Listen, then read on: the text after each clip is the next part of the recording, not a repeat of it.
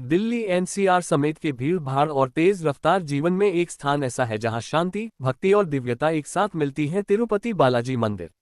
यह मंदिर न केवल वास्तुशिल्प की दृष्टि से भव्य है, बल्कि यहां आने वाला हर श्रद्धालु भगवान वेंकटेश्वर के दिव्य दर्शन कर आत्मिक सुख की अनुभूति करता है। दिल्ली में स्थित तिरुपति बालाजी मंदिर। मंदिर के प्रवेश द्वार पर ही एक भव्य गोपुरम दक्षिण भारत शैली का द्वार नजर आता है, जो मुझे क्षण भर में तिरुपति के असली बालाजी मंदिर की याद दिला देता है। सोने का खंभा। दिल्ली के तिरुपति बालाजी मंदिर की एक दिव्य कथा। मंदिर में प्रवेश करते ही आपकी दृष्टि जिस पर सबसे पहले जाती है वह है एक भव्य चमकता हुआ स्वर्ण आभा से दमकता ध्वज स्तंभ, जिसे श्रद्धा से सोने का खंभा कहा जाता है। सोने का खंभा क्या है?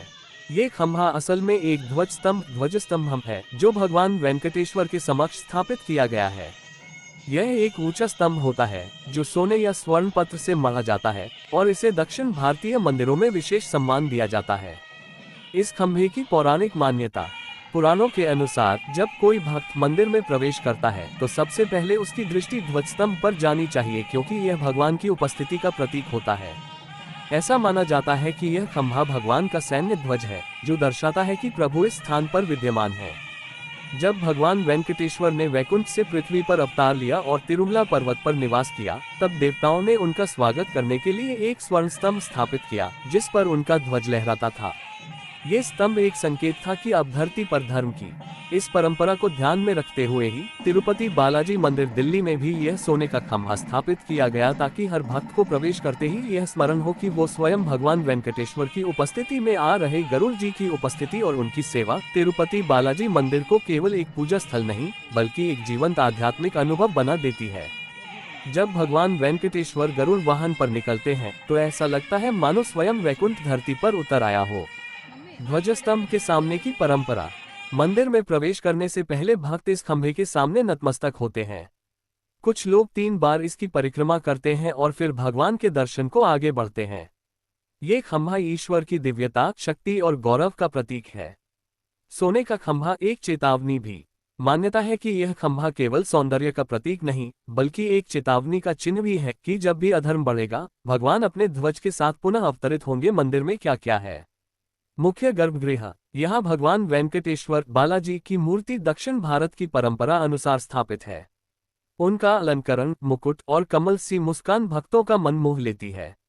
लक्ष्मी माता का मंदिर। बालाजी के पास ही लक्ष्मी जी का एक अलग गर्भगृह है। यहाँ लोग धन, समृद्धि और सुख की कामना करते हैं। हनुमान जी का आशीर्वाद। मंदिर परिसर में एक सुंदर हनुमान मंदिर भी है, जहाँ मंगलवार और शनिवार को विशेष पूजा होती। आंडाल भक्ति में प्रेम की देवी। मंदिर परिसर में एक कोना है जो आंडाल देवी को समर्पित है, जो भक्ति और प्रेम का अद्वितीय रूप है।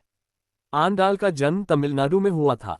उन्होंने विष्णु भगवान को अपना पति माना और तिरुप्पावै नामक 30 सुंदर भक्ति गीतों की रचना की। वो भगवान वेंकटेश्वर से इतना प्रेम करती थी कि उनका समर्पण देखते हुए माना जाता है कि भगवान ने उन्हें स्वयं विवाह हेतु स्वीकार किया। तिरुपति बालाजी मंदिर में आंडाल की उपस्थिति हमें ये सिखाती है कि ईश्वर तक पहुंचने का सर्वोत्तम मार्ग प्रेम और समर्पण है। मंदिर परिसर में एक सुंदर हनुमान मन। मंदिर में भगवान बालाजी के ठीक सामने गरुड़ जी की विशाल पीतल या काले पत्थर की मूर्ति स्थापित होती है। वे हाथ जोड़कर पद्मासन में बैठे हैं, आंखें बंद ध्यान की मुद्रा में। श्रद्धालु गर्भगृह में प्रवेश करने से पहले गरुड़ जी को प्रणाम करते हैं, क्योंकि यह विश्वास है कि गरुड़ जी के बिना भगवान विष्णु के दर्शन अधूरे हैं। गरुड़ जी की कथा। मातृभक्ति और अमृत की खोज। गरुड़ का जन्म कश्यप ऋषि और विंता से हुआ।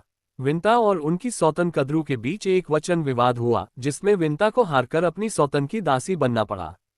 गरुड़ जब यह अपमान सह न सका तो उसने अपनी मां को दासत्व से मुक्त कराने की प्रतिज्ञा ली। कद्रू ने शर्त रखी, स्वर्ग से अमृत लाकर दो। गरुड़ ने देवताओं से युद्ध कर अमृत प्राप्त किया, लेकिन उसके बदले में उसने कद्रू के नागपुत्रों से विंता की स्वतंत्रता मांगी।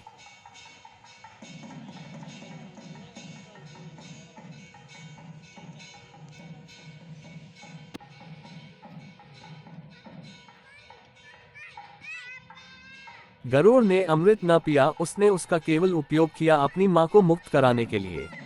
इस त्याग से भगवान विष्णु प्रसन्न हुए और उन्होंने गरुड़ को अपना वाहन बना लिया। गरुड़ केवल वाहन नहीं, वे भक्त और भगवान के बीच सेतु हैं। वे वह शक्ति हैं जो अज्ञान के नागों से लड़कर सत्य की अमृत प्राप्ति कराते हैं। तिरुपति मंदिर में गरुड़ जी की मूर्ति हमें सिखाती है कि सच्ची भक्ति में साहस, त्याग और सेवा का होना अनिवार्य है। तिरुपति में हर वर्ष गरुड़ सेवा नामक उत्सव में भगवान वेंकटेश्वर को गरुड़ वाहन पर विराजमान किया जाता है और ये दर्शन अत्यंत पुण्यकारी माने जाते हैं। गरुड़ सेवा तिरुपति बालाजी मंदिर का एक अत्यंत पवित्र और भव्य उत्सव है, जिसे ब्रह्मोत्सव के दौरान मनाया जाता है। यह उत्सव विशेष रूप से गरुड़ जी के सम्मान में होता है और इस दिन भगवान वेंकटेश्वर गरुड़ वाहन पर विराजमान होकर भक्तों को दर्शन देते हैं। उत्सव की विशेषताएं: शानदार अलंकरण, भगवान को स्वर्ण आभूषणों, पुष्पमालाओं और रत्न जड़ित वेशभूषा से सजाया जाता है। उनका स्वरूप चंद्रमा की तरह शीतल और सूर्य की तरह तेजस्वी होता है। भगवान वेंकटेश्वर गरुड़ जी की विशाल मूर्ति पर आरूढ़ होते हैं, जिसे मंदिर के प्रांगण में या नगर भ्रमण के रूप में निकाला जाता है। ये दृश्य भक्तों के लिए एक जीवन में एक बार का अनुभव होता है। लाखों की संख्या में श्रद्धालु इस दिन तिरुपति पहुंचते हैं। गरुड़ सेवा के दिन को मोक्षदायिनी तिथि माना जाता है। यह विश्वास है कि जो व्यक्ति गरुड़ सेवा में भाग लेता है या दर्शन करता है, उसे भगवान विष्णु का सीधा आशीर्वाद प्राप्त होता है और वह अपने सारे पापों से मुक्त हो जाता है। दिल्ली के तिरुपति बालाजी मंदिर में भी गरुड़ सेवा का आयोजन पारंपरिक विधि से किया जाता है। दक्षिण भारतीय रीति से वेद पाठ, दिव्य संगीत, फूलों की सजावट और विशेष अर्चना की जाती है। गरुड़ जी की उपस्थिति और उनकी सेवा तिरुपति बालाजी मंदिर को केवल एक पूजा स्थल नहीं, बल्कि एक जीवंत आध्यात्मिक अनुभव बना देती है। जब भगवान वेंकटेश्वर गरुड़ वाहन पर निकलते हैं, तो ऐसा लगता है मानो स्वयं वैकुंठ धरती पर उतर आया हो।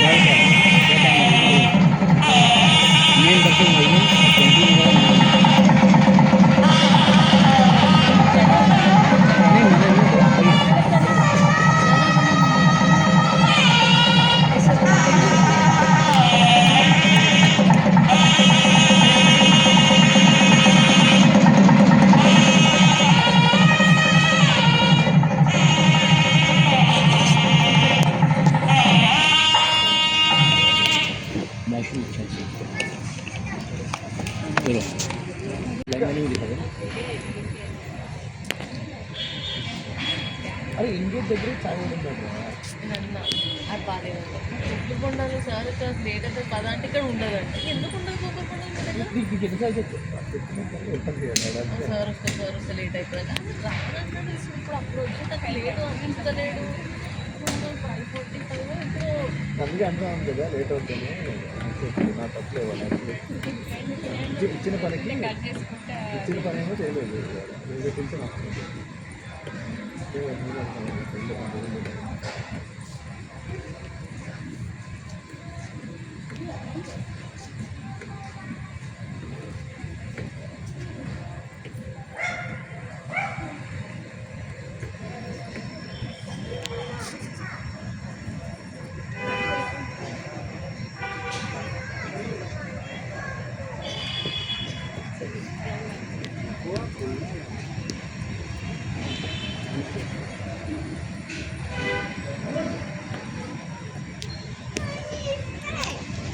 पानी पे मत खेलो बापू.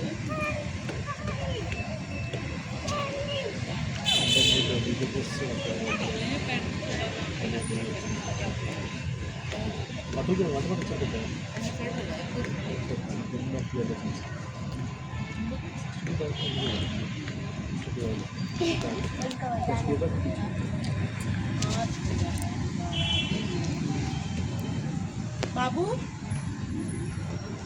बाबू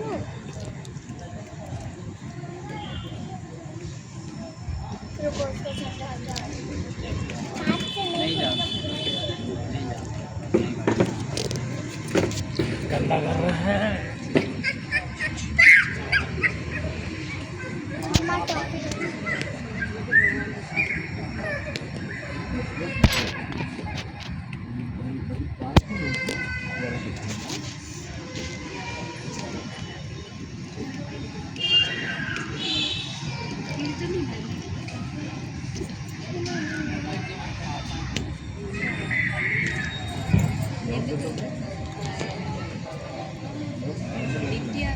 వచ్చినాయి ఇంటికి వచ్చి ఎవరు ఎప్పుడు ఎవరో అప్పుడు ఇవ్వాలనుకున్నాను.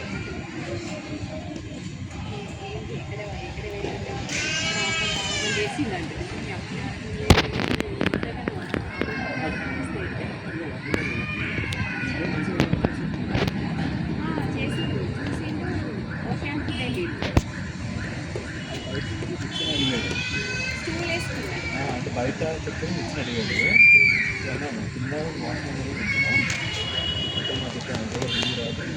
తీసుకుంటూ అది వెళ్ళిపోయాను. ఎందుకంటే ఇప్పుడు అది కాల్ చేస్తుంది కదా కింద ఓకే గవర్నమెంట్ చేస్తుంది ఎవరికి తెలియట్లేదు.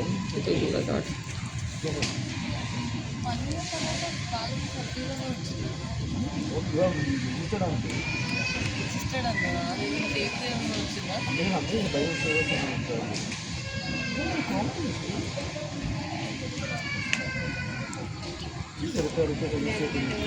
సాధారణ వాళ్ళకి తీసుకోవాలి మనకు తెలియదు లేదు అడ్రస్ మనమే